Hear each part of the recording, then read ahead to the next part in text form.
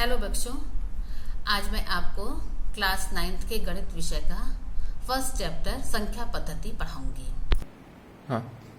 आप अपनी पिछली कक्षाओं में संख्या पद्धति से परिचित हैं, तो इस क्रम में पहले आता है प्राकृत संख्या। प्राकृत संख्याएं हम सभी जानते हैं, जो गिनती वाली संख्याएं 1, 2, 3, 4 इत्यादि संख्याएं होती हैं, वो प्राकृत संख्याएं कही जाती हैं।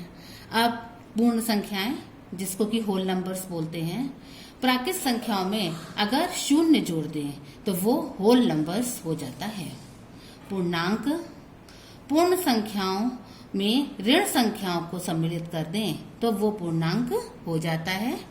जैसे कि यदि हम 0 को बीच में रखें और दाहिनी तरफ धन पूर्ण संख्याएं और बाईं तरफ ऋण वाली संख्याएं रखें तो इसको ये पूर्णांक बन जाता है।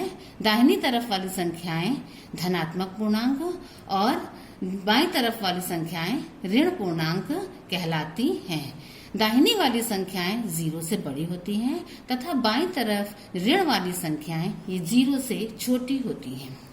परिमेय संख्याएं, P/Q के रूप वाली संख्या जहां P तथा Q पूर्णांक है तथा Q यानी कि हर शून्य नहीं है, वे संख्याएं परिमेय संख्या होती है। जैसे कि आप कह सकते हैं 2/3, 4/5, 1/6 इत्यादि संख्याएं परिमेय संख्याएं होती हैं। हाँ, पूर्ण संख्याएं जैसे कि 1, 2, 3, 4 इत्यादि ये सब संख्याएं भी परिमेय संख्या हो सकती है, क्योंकि इनको हम 1 यानी कि 1/1, 2 यानी कि 2/1, 3, 3/1 इनके रूप में P/Q के रूप में लिख सकते हैं। अपरिमेय संख्याएं, वे संख्याएं जिनको P/Q Q is not equal to 0 के रूप में नहीं लिख सकते, वे अपरिमेय संख्याएं होती हैं। दो परिमेय संख्याओं के बीच में अपरिमित रूप से अनेक परिमेय संख्याएं होती हैं। चलिए अब हम क्वेश्चन सॉल्व करते हैं। तो पहला क्वेश्चन है, क्या शून्य एक परिमेय संख्या है? क्या इसे P/Q के रूप में लिख सकते हैं, जहां P तथा Q पूर्णांक है और Q is not equal to 0। तो चलिए सॉल्व करते हैं। 0 को हम लिख सकते हैं 0/1, 0/2, 0/3 इत्यादि अनेक लिख सकते हैं। ये संख्याएं P/Q के रूप में हैं। P जहां P तथा Q पूर्णांक है, 0 एक पूर्णांक है तथा 1 एक पूर्णांक है। यहाँ पर 0 पूर्णांक है, 2 पूर्णांक है। तो इस सवाल का आंसर क्या हुआ कि शून्य एक परिमेय संख्या है और इसे P/Q के रूप में लिख सकते हैं, जहां PQ पूर्णांक है और Q is not equal to 0। Q यानी कि हर उसका शून्य नहीं है। अब क्वेश्चन नंबर 2 है, 3 और 4 के बीच 6 परिमेय संख्या ज्ञात कीजिए। मान लीजिए यदि 2 परिमेय संख्याएं हैं P और Q, इनके बीच परिमेय संख्या ज्ञात करनी है, तो इन दोनों संख्याओं को जोड़ के हम 2 से भाग दे देते हैं। तो 3 और 4 के बीच 6 परिमेय संख्या ज्ञात करनी है। तो पहली परिमेय संख्या होगी हाफ 3 + 4 i 7/2। तो ये हो गया 3, 7/2 और 4। अब इनके बीच में दूसरी परिमेय संख्या ज्ञात करने के लिए हमें क्या करना है, 3 और 7/2 के बीच की परिमेय संख्या ज्ञात कर लेंगे।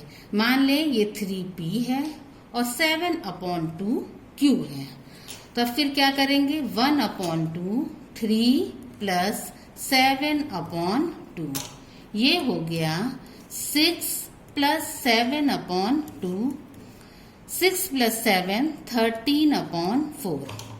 तो परिमेय संख्या बनी 3 और 7/2 के बीच में बना 13/4, 7/2 4। इस तरह हम इनके बीच में अनेक परिमेय संख्या ज्ञात कर सकते हैं। इसका एक सरल मेथड और है। जैसे 3 और 4 के बीच में 6 परिमेय संख्या ज्ञात करनी है, तो 6 में 1 जोड़ा हो गया 7। अब हमने 3 में 7 से गुणा किया और 7 से भाग दे दिया। इसी प्रकार 4 में भी 7 से गुणा किया और 7 से भाग दे दिया।